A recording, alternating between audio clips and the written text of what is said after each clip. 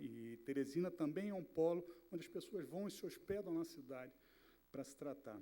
E lazer e saúde, ou seja, como é que você pode usar, digamos, as duas alternativas, né? Então, antigamente, final do século XIX, começo do século XX, os hospitais se instalavam onde tinham bons climas, né? Então, aqui é o melhor clima. Então, vários hospitais se instalaram em lugares onde tinham um bom clima para tentar levar essa população. Então, acho que isso é um ciclo que hoje, digamos, pode voltar e que você possa ir a algum lugar para, digamos, tratar ou, digamos, prevenir algum problema de saúde. Serviços financeiros e mercado de capitais. Então, portabilidade de fundos de previdência. Então, hoje as pessoas, como o Casou falou aqui de manhã, é mais fácil acreditar em disco voador, né? Porque eu não vou botar meu dinheiro, a minha poupança da minha vida na mão de um banco? Será que ele vai estar ano que vem? Então, como é que o setor financeiro pode criar superestruturas que dê garantia a essa população de que daqui a 30 anos o dinheiro que ele colocou vai estar lá? Senão você naturalmente vai optar pelas instituições financeiras do setor público, né? Então, você pode botar nesse banco ou naquele, vou botar no público, é do governo, né? O governo vai acabar. Então, ok. Gestão de transições de vida. Então, mudanças de vida, situação financeira, como é que você reequaciona a sua, digamos, seu esquema de poupança e gastos, dado uma mudança, perdeu o emprego, alguém doente na família. Então, como é que, digamos, as instituições financeiras podem assessorar com essa finalidade? Soluções familiares e de microgrupos. Então, se eu vou diminuir o valor da minha transação, ou quero torná-la mais rentável, como é que eu aglomero essas pessoas para tentar diminuir o meu custo operacional, o meu custo de transação? Soluções de longo prazo. Então, não mais... Ou seja, a gente está saindo de um período de curto prazismo para um período que a gente pretende planejar mais longo prazo. Então, o que pode ser oferecido de longo prazo? Quais são os inibidores do ponto de vista do cliente para adotar e comprar soluções de longo prazo? Não adianta fazer de conta que não existe, né? Não, está lá. Né? Então, se existe uma restrição, como é que eu crio garantias para que isso não aconteça? Mercados secundários para soluções de longo prazo. Então, como é que eu dou liquidez, né? O intermediário financeiro não quer carregar a carteira de longo prazo, né? Então, ele quer, digamos, transacionar, quer fazer intermediação. Então, como que eu junto poupanças de longo prazo? E como é que eu negocio isso para poder também ter uma saída quando necessário? E peopleware, né? Eu acho que o setor financeiro se tecnicalizou muito e esqueceu, digamos, de uma coisa fundamental, que são as pessoas que trabalham no banco, que têm interação, né? Então, hoje, você eliminou a interação. Ok, mas se eu quero ser o sócio de uma vida de uma pessoa, talvez eu tenha que humanizar, digamos, essa caixa preta tecnológica, digamos, dar um rosto mais de pessoa para que ele me olhe como um sócio de uma vida. E na área de tecnologia, informação e comunicação, digamos, toda a parte de acompanhamento e monitoramento, como é que eu posso, digamos, criar tecnologias que façam, digamos, o trabalho que uma pessoa poderia fazer, digamos, à distância. Adaptação de serviços. Então, toda a tecnologia é feita para os teams, né? Para começar, o tamanho da tecla, né? BlackBerry, o iPhone, né? Tem que usar o óculos. Então, como é que eu posso ter tecnologias mais adequadas para esse público? E a cibernética, entendida como a sua raiz, né? Cibernética de nervos, né? Então, como é que eu posso usar a tecnologia em substituição das funções sensoriais da terceira idade? Agroindústria, agronegócio e indústria, adaptação de produtos em todas digamos, as escalas, né? Desde do vaso sanitário mais alto até alimentos funcionais. E aí, digamos, funcionalidade e acessibilidade, acho que são as palavras-chave para esse tipo de público, produtos com mais serviços. Então, como é que eu posso, digamos, integrar serviços aos produtos que estão sendo oferecidos? Infraestrutura e construção civil. Eu posso praticamente dizer que você poderia construir novas cidades mais adequadas a esse tipo de população, né? Eu quero morar com a minha mãe, mas não no mesmo apartamento, né? Então, isso é uma coisa que a gente escuta bastante de quem está cuidando da mãe. Então, soluções combinadas com independência. Então, como é que você pode tratar essa necessidade? E a gente está falando de quem tem renda, não necessariamente das classes D e E. E comércio, né? Comércio, mais conveniência. Então, tudo que puder aproximar, mais serviço. Então, como é que eu trabalho a proximidade à logística? Então, digamos, quando todo mundo dizia que a padaria ia morrer engolida pelos supermercados, elas renasceram. Elas mudaram o perfil de trabalhar. Então, esse público que está aí, ele tem uma outra necessidade de trabalho, de como é que eu me relaciono com essas pessoas. E confiança, né? Então, na verdade, eu tenho que ter, digamos, construir a base de relacionamento em cima de confiança para que essa pessoa possa se tornar um cliente em que ele peça 1 quilo de tomate e eu leve realmente 1 quilo de tomate de boa qualidade e não aproveito e boto um podrezinho ali no meio do saco. Então, essa é, a mudança que o comércio precisa fazer para trabalhar com esse público. Então, extrapolando, isso pode ir até a nível de política pública. Então, a Costa Rica criou, no começo da década passada, uma política pública de viver bem, onde o bem-estar humano e a sustentabilidade são o centro do planejamento econômico. Então, essa digamos, acho que como que um país inteiro pode se mobilizar nessa direção. Eu não vou, como meu tempo aqui já acabou, antes que joguem a placa na minha testa, eu vou só falar aqui rapidamente. O BID ele tem não só operações de empréstimo com o setor privado, mas ele também tem produtos de conhecimento e assistência técnica para o setor privado. Então, serviços financeiros, serviços de assistência técnica, análise, estudos, cooperações técnicas. Então, a gente tem um instrumental bastante completo que nos permite, digamos, tentar novas estratégias. Então, a nossa instituição quer ser sócia de iniciativas que tenha, digamos, o potencial do futuro, que traga respostas para o futuro, né? Então, eu sempre digo que na escala de bancos estão os bancos comerciais que resolvem um tema de curto prazo, os de investimento de médio prazo, e nós, como Banco de Desenvolvimento, queremos apoiar soluções de desenvolvimento de longo prazo. Então, problemas que são problemas futuros são os problemas que nós gostamos de atuar. Então, eu deixo aí essas informações, nossos dados de contato, digamos, de todas as janelas do setor privado, e agradeço a vocês a honra, o prazer de tê-los comigo. Obrigado. Vamos para cá?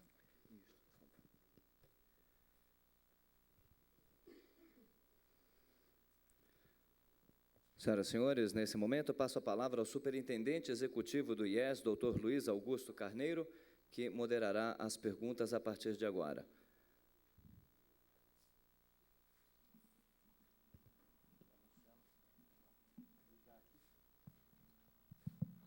Luciano, obrigado pela excelente apresentação. Acho que é muito importante, né? Nós colocamos essa apresentação nesse sentido de pensar um pouco fora desse quadrado, né? As apresentações que nós tivemos de projeções na área da previdência, da saúde, né? São projeções, cenários com base nas suas premissas, mas fora isso tem todo um mundo, né? Tem toda uma economia, tem um ambiente do nosso continente, da América Latina no futuro, que a sua apresentação mostrou muito bem, né, o que mais pode ser pensado, ser levado em consideração nessas projeções. Você teria alguma consideração? E outra coisa, você salientou muito bem que o papel do setor privado no crescimento da economia, né, o crescimento o PIB aí dos países emergentes, ele é de grande importância. Você acredita que realmente esse crescimento da economia, o crescimento pelo setor privado, ele pode ajudar, né? Até o próprio Kaysou falou, né? Nós todos, né? Mesmo quem está no setor informal, acaba contribuindo para a Previdência, né? Com todo esse crescimento, isso, de certa forma, vai aliviar, vamos dizer assim, a necessidade de financiamento que nós teremos no futuro, com saúde, previdência e etc., de forma que a carga, né, de financiamento não recaia totalmente sobre o governo. Seria isso? Eu acho que o primeiro ponto fundamental é o fato de você ter projeções específicas para temas específicos ajuda o setor privado a poder montar seus cenários, incluindo outras projeções, digamos, e montar, de fato, qual é o seu cenário de operação de médio e longo prazo. Então, acho que o trabalho que, digamos, foi apresentado aqui hoje e foi realizado é fundamental se você quer pensar o futuro. Você deixa de ter, digamos, assertivas, digamos, thumb rules, né? Digamos, regras, digamos, mais aproximações, e você passa a ter uma extrapolação, uma projeção mais qualificada. Então, acho que isso melhora a qualidade do cenário do setor privado. Segundo lugar, setor privado é o elo fundamental, digamos, da equação do crescimento econômico, né? Na verdade, se a gente pegar todo o movimento da economia e o papel dos governos, os governos podem estimular, eles estão fazendo isso, mas se o setor privado não tomar a iniciativa e tomar nas suas mãos as questões que lhe são inerentes, na verdade, o resto tudo é fração da atividade do setor privado, né? Os impostos são fração do faturamento, é fração do salário das pessoas. Então, digamos, o governo é uma fração, digamos, da sociedade que foi criado para fazer esse trabalho de coordenação. Então, eu acho que, digamos, no discurso empresarial, a gente escuta muito, não, mas queremos menos governo, ok, então tá. O que nós vamos fazer? Nós queremos que o governo faça isso. Mas você não acabou de falar que não quer governo? Como é que você quer mais governo? Então, digamos, tem um paradoxo aí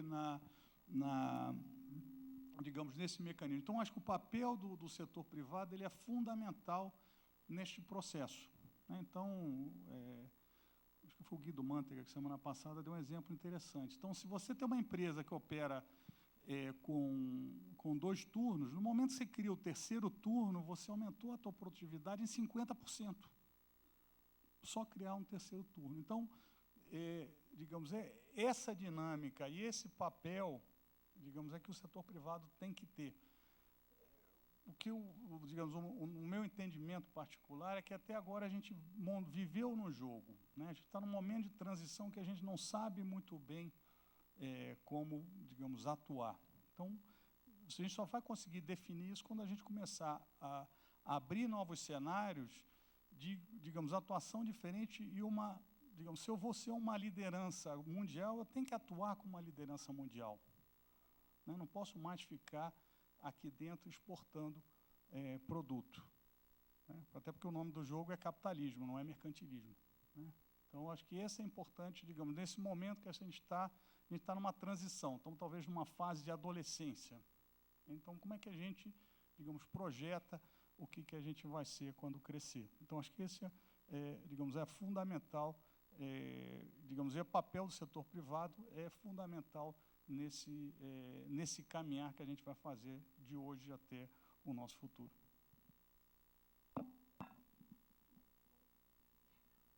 Não chegou nenhuma pergunta, vou fazer mais outra pergunta. Como é que você acha que os governos, né, economia, governos também, principalmente, e os mercados, eles podem utilizar tipo as projeções que nós mostramos hoje, né, que são projeções mais focadas em cada um dos setores, por exemplo, para a previdência, para a saúde privada, saúde pública, e para se ter uma projeção, além de ser agregada, mais, vamos dizer assim, completa em relação ao ambiente do país e de toda a economia, com todos os detalhes que você mostrou, como é que você acha que isso pode ser feito, o método de construção desses cenários, para tomar de decisão? Então, eu sou economista também, mas, infelizmente, o agregado gera imobilismo, né? Então, a gente sempre que olha um problema, digamos, que ele é muito complexo, ou a gente desconstrói esse problema para entrar, digamos, nas nossas áreas de ação. Então, por exemplo, custo de internação é uma variável importante. Então, vamos entender esta variável, qual é a sua dinâmica, qual é a sua problemática, qual é a sua estrutura de custo. Então, acho que esse tipo de projeção nos permite, ver quais são as variáveis fundamentais para que a gente possa fazer o caminho inverso de desconstruir, entender e ver quais são as alternativas de ação sobre essas variáveis. Então, se eu olhar para a variável, vamos ficar mais velho, né? Vamos ficar mais velho. Não, e aí? Né? Então, quais são as perguntas essenciais nessa questão? Quais são os problemas nessa variável que afeta a minha operação? Problemas, oportunidades. Então, acho que essa é a leitura, digamos, que me gera o panorama futuro e, digamos, como é que eu vou reacionar isso e como é que eu vou entender essa problemática? Como é que eu vou, digamos, segmentar o meu mercado para buscar os clientes mais rentáveis, os mais interessantes a longo prazo? Então, bancos nos Estados Unidos, eles chovem em cima dos estudantes de medicina. Por quê? Porque sabe que ele vai ser digamos, uma pessoa de alta renda no momento que ele sair dali. Então, eu quero começar o relacionamento com ele antes. Então, quais são os clientes que são interessantes? Quais são os bons clientes que a gente poderia investir? Qual vai ser a nossa estratégia para atuar e melhorar o perfil da nossa carteira? Como é que eu vou apresentar soluções para clientes que são interessantes, que me interessam manter a longo prazo? Acho que até surgiu um cliente aqui para o banco aqui, né? Estou perguntando aqui, a parte financeira do BID envolve-se em projetos de startup? O BID, a gente tem um apoio através do Fundo Multilateral de Investimento a fundos a gente apoia desde o início aqui o projeto Inovar com a FINEP. Então, que tem os fundos de capital, primeiro capital de risco, né, que a gente chama capital empreendedor, e os fundos de capital semente. Então, como a gente não tem capilaridade para conseguir chegar aos pequenos projetos, a gente precisa de sócios para conseguir chegar. E o mecanismo que a gente encontrou para chegar a projetos de pequeno porte são os projetos de capital semente. Então, digamos, diretamente não, indiretamente sim. E só para complementar aqui, o BID, além da parte financeira, tem toda a parte de transferência de tecnologia e conhecimento também, certo?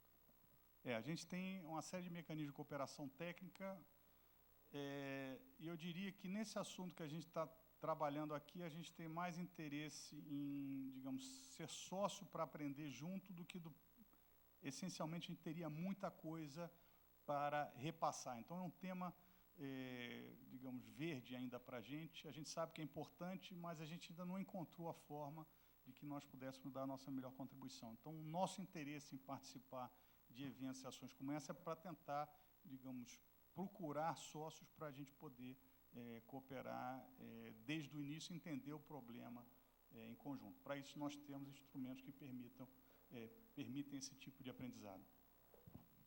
Ok, Luciano, muito obrigado pelas suas colocações. Bom, gostaria de agradecer novamente pela sua apresentação.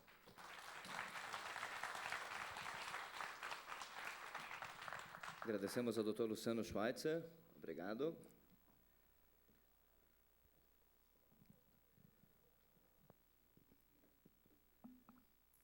Bem, neste momento, eu gostaria de compor o nosso debate, desafios e perspectivas para o Brasil frente ao envelhecimento. Para isso, convido ao palco a doutora Rosana Vieira das Neves, gerente-geral econômico-financeiro e atuarial dos produtos da Agência Nacional de Saúde Suplementar.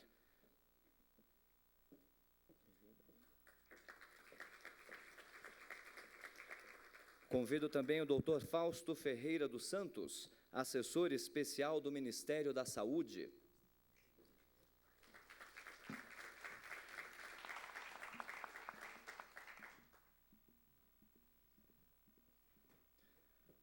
Convido o doutor Jorge Alberto de Aguiar Soares, secretário adjunto de Orçamento Federal do Ministério do Planejamento.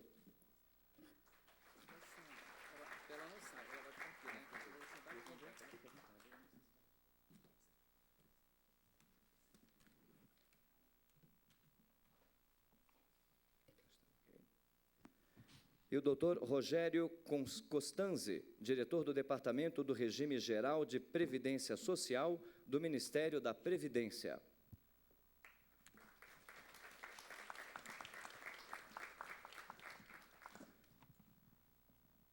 Moderando o debate, novamente, o doutor Luiz Augusto Carneiro. A condução está em suas mãos, doutor.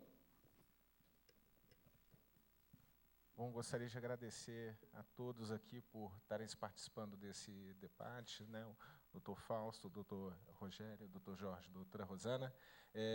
Acredito que já todas essas projeções que foram colocadas, também a visão do BID sobre esse assunto, né, nos apresenta alguns desafios para o futuro, né?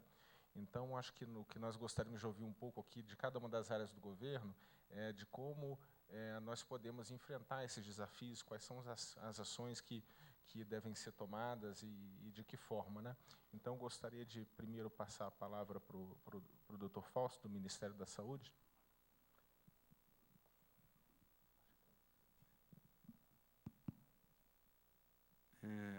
Boa tarde a todos. Eu gostaria de...